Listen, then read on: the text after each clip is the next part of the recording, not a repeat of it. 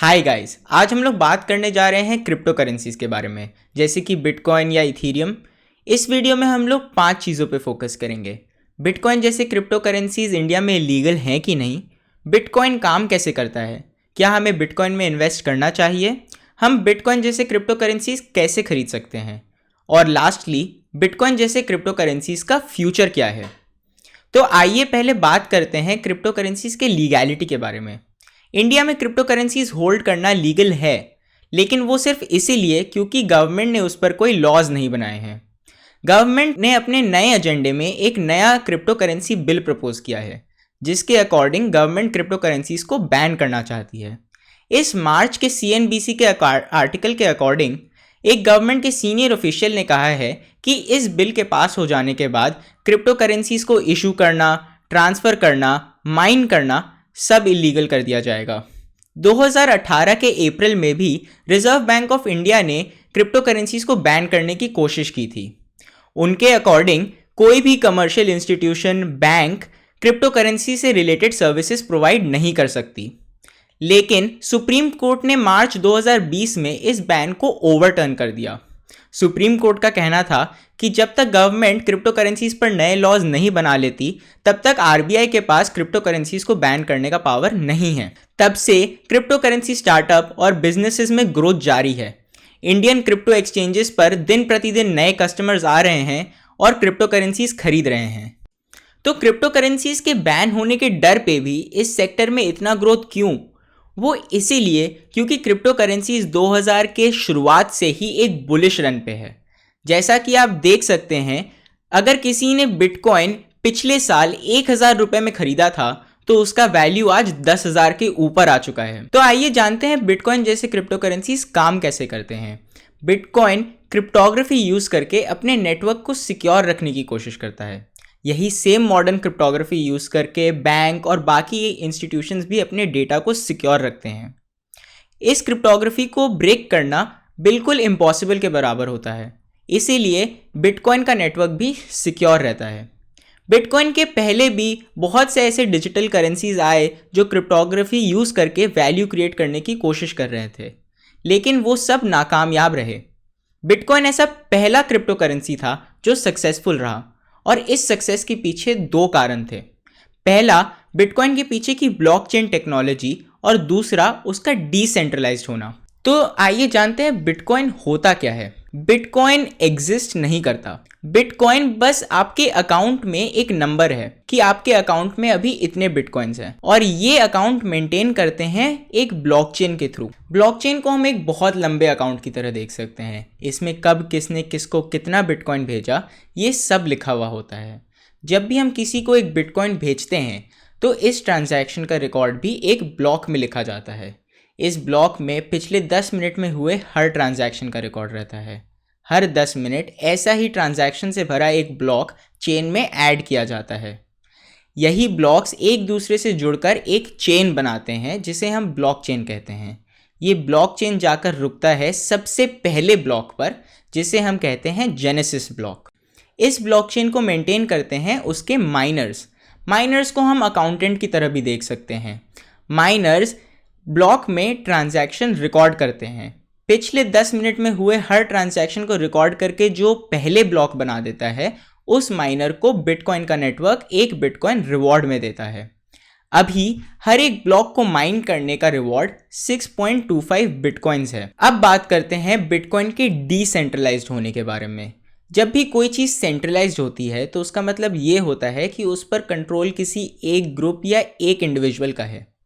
जैसे कि Indian rupee को कंट्रोल करने वाली सेंट्रल अथॉरिटी है रिजर्व बैंक ऑफ इंडिया, लेकिन बिटकॉइन में ऐसा नहीं है।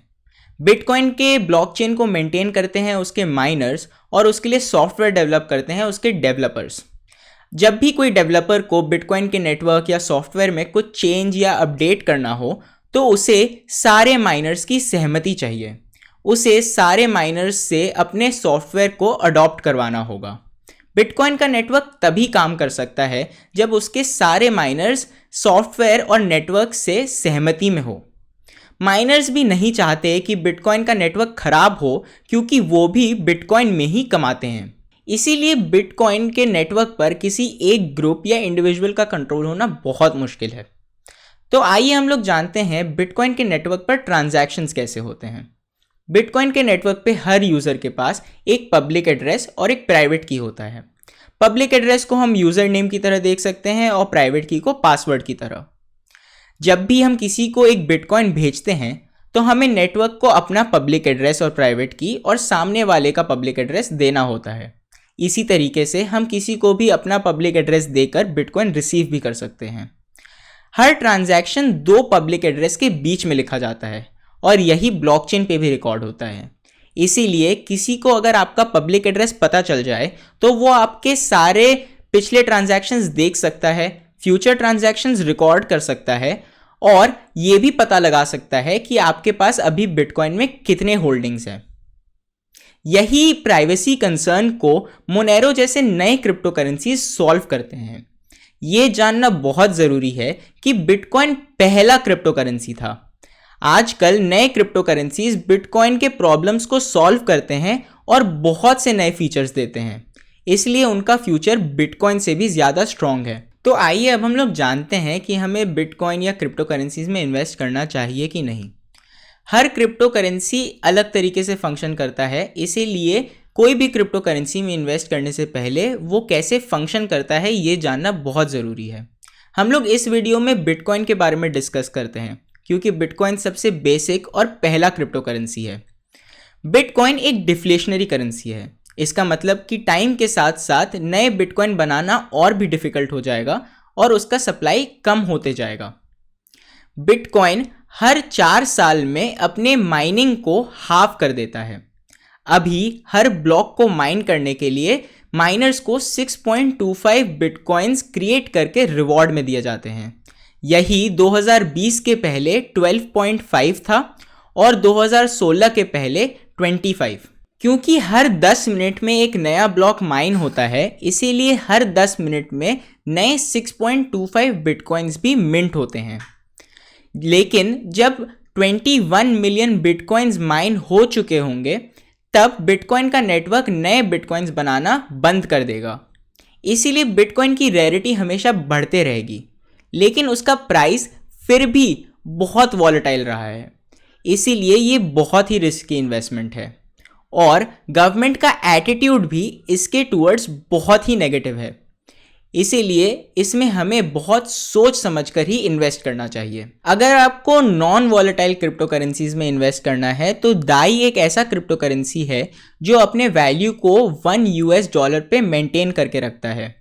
वो अपने सप्लाई को एल्गोरिदम्स के थ्रू मेंटेन करता है ताकि वो एक वैल्यू पर स्टेबल रहे। ये करेंसी ज़्यादा और इन्वेस्टमेंट कम है, लेकिन अगर आप फॉरेक्स इन्वेस्टमेंट्स के साथ डील करते हैं तो ये $, के लिए एक बहुत अच्छा ऑल्टरनेटिव है। अब हम जानते हैं कि हम बिटकॉइन कैसे खरीद सकते हैं।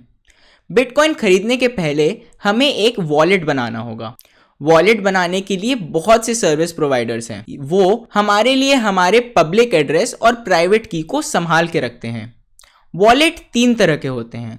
एक डेस्कटॉप वॉलेट जो हमारे की को हमारे कंप्यूटर में या हमारे फ़ोन पे स्टोर करके रखता है। दूसरा क्लाउड वॉलेट जो हमारे लिए हमारा प्राइवेट की अपने सर्वर या क्लाउड में स्टोर करके रखता है।